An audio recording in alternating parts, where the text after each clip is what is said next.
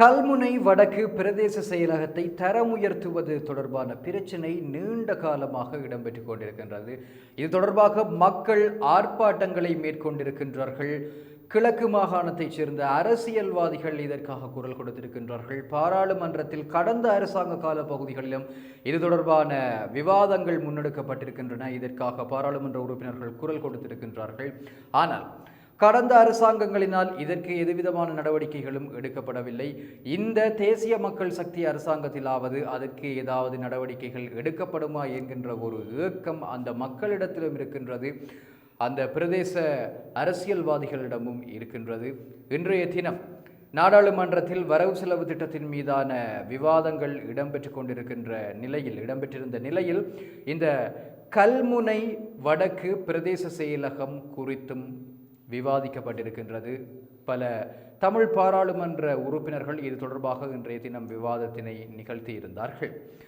இந்த விடயம் தொடர்பாக அம்பாறை மாவட்ட பாராளுமன்ற உறுப்பினர் கோடீஸ்வரன் எம்பி உரையாற்றும் பொழுது, அமைச்சரவை அங்கீகாரம் வழங்கப்பட்ட ஒரு பிரதேச செயலகம்தான் கல்முனை வடக்கு பிரதேச செயலகம். எப்படி அது உபபிரதேச செயலகம் ஆக்கப்பட்டது என்று அவர் கேள்வி எழுப்பியிருந்தார். ஒரு கேள்வியை கேட்க விரும்புகின்றேன். அமைச்சரவை அதிகாரம் அளிக்கப்பட்ட ஒரு பிரதேச செயலகம் எப்படி உபபிரதேச செயலகமாக மாற்றப்படும்? அதற்கான அதிகாரத்தை யார் கொடுத்தது? அமைச்சரவை அமைச்சின் செயலாளருக்கோ அல்லது அரசாங்க அதிபருக்கோ அமைச்சரவை பத்திரத்திலே அமைச்சரவை அங்கீகாரம் கொடுக்கப்பட்ட விடயத்திலே மாற்றம் செய்ய முடியுமா? அது கல்முனை தெற்கு பிரதேச செயலகத்துடன் கல்முனை வடக்கு பிரதேச செயலகத்தை இணைக்க முடியுமா உபபிரதேச செயலகமாக? அந்த அதிகாரம் எப்படி வந்தது? செயலாளருக்கு அதிகாரம் இருக்கின்றதா அல்லது அரசாங்க அதிபருக்கு அதிகாரம் இருக்கின்றதா? யாருக்கும் அந்த அதிகாரம் இல்லை.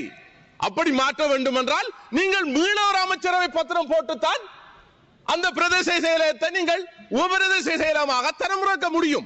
இதேவேளை பாராளுமன்ற உறுப்பினர் கஜேந்திரகுமார் பொன்னம்பலம் உரையாற்றிய போது, கிழக்கு மாகாணத்தில் இருக்கின்ற அனைத்து பாராளுமன்ற உறுப்பினர்களுடனும் இணைந்து வேலை செய்வதற்கு நான் தயாராக இருக்கின்றேன். கல்முனை வடக்கு பிரதேச செயலகம் தரம் உயர்த்தப்பட வேண்டும் என்று தெரிவித்திருந்தார். இதேவேளை சாவகச்சேரி பிரதேச செயலக பிரச்சினை ஒன்று தொடர்பாகவும் அவர் உரையாற்றியிருந்தார். அதனைத் தொடர்ந்து கல்முனை வடக்கு பிரதேச செயலக பிரச்சினை தொடர்பாக உரையாற்றியிருந்தார். சாவகச்சேரி அவர் இது குறித்து தெரிவிக்கும் பொழுது, சாவகச்சேரி பிரதேச செயலகம் ஒரு சிக்கலான பிரதேச செயலகமாக காணப்படுகிறது. இந்த பிரதேசம் ஒரு பாரிய பிரதேசமாக காணப்படுகிறது. 2001ஆம் ஆண்டு ஒரு பாராளுமன்ற உறுப்பினராக பொது நிர்வாக அமைச்சிடம் ஒரு வேண்டுகோளை முன்வைத்திருந்தேன். இந்த பிராந்தியத்தை இரண்டாக பிரிக்குமாறு வேண்டுகோள் முன்வைத்திருந்தேன். புதிய ஒரு பிரதேச செயலகமாக கொடிகாமம் என்று பிரிக்குமாறு நான் வேண்டியிருந்தேன். இந்த வேண்டுகோள் நடைமுறைப்படுத்தப்பட வேண்டும். அடுத்த விடயம், எனக்கு முன்னர் உரையாற்றியிருந்த கௌரவ உறுப்பினர் கல்முனை வடக்கு பிரதேச செயலகம் சம்பந்தமாக உரையாற்றியிருந்தார். கல்முனை வடக்கு பிரதேச செயலகம் 1989ஆம் ஆண்டிலிருந்து அங்கீகரிக்கப்பட்டிருக்கிறது. அது ஒரு உதவி அரசாங்க அதிபர் பிரிவாக அமைச்சரவையின் சுற்று நிருபத்திற்கு ஊடாக அங்கீகரிக்கப்பட்டுள்ளது. எனவே அரசியல் காரணங்களால் இது அமுற்படுத்தப்படாமல் இருக்கிறது. கல்முனை வடக்கு பிரதேச செயலகம் முழுமையாக செயற்பட முடியவில்லை. 1989ஆம் ஆண்டு தீர்மானம் நிறைவேற்றப்பட்டுள்ளது. ஆனால் அரசியல் காரணங்களால் அது அமுல்படுத்தப்படவில்லை. இது சம்பந்தமாக உடனடி நடவடிக்கை எடுங்கள்.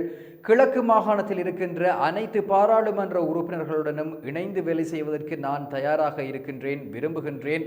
கல்முனை வடக்கு பிரதேச செயலகம் தரம் உயர்த்தப்பட வேண்டும். அரசியல் தலையீடுகள் தவிர்க்கப்பட வேண்டும் என்று அவர் தெரிவித்திருந்தார்.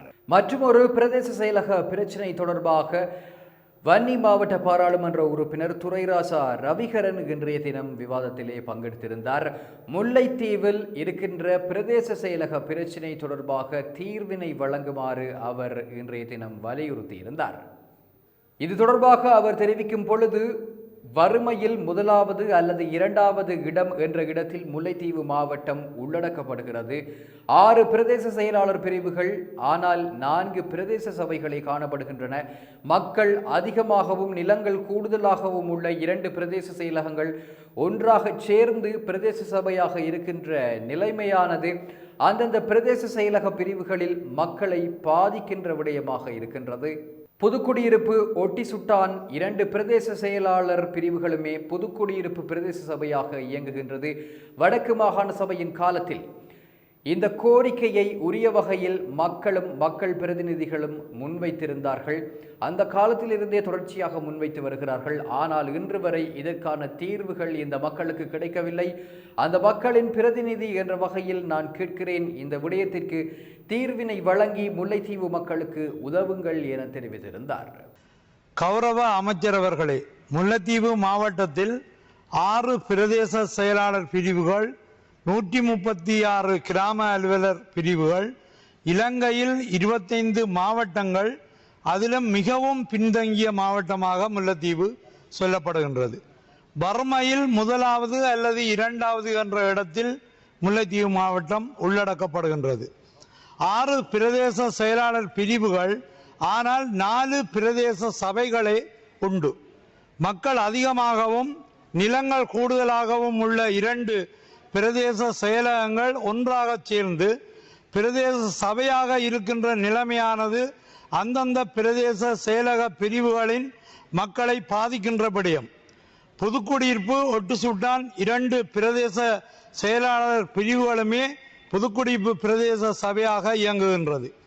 வடக்கு மாகாண சபையின் காலத்திலிருந்தே இந்த கோரிக்கையை உரிய வகையில் மக்களும் மக்கள் பிரதிநிதிகளும் வைத்துக் கொண்டுதான் வருகின்றார்கள். ஆனால் இன்று வரை இதற்கான தீர்வுகள் இந்த மக்களுக்கு கிடைக்கவில்லை. அந்த மக்களுடைய பிரதிநிதி என்ற வகையில் கேட்கின்றேன், இந்த விடயத்தில் தீர்வை வழங்கி முல்லைத்தீவு மாவட்டத்துக்கு உதவுங்கள். அடுத்தது ஆளணி விடயங்கள்.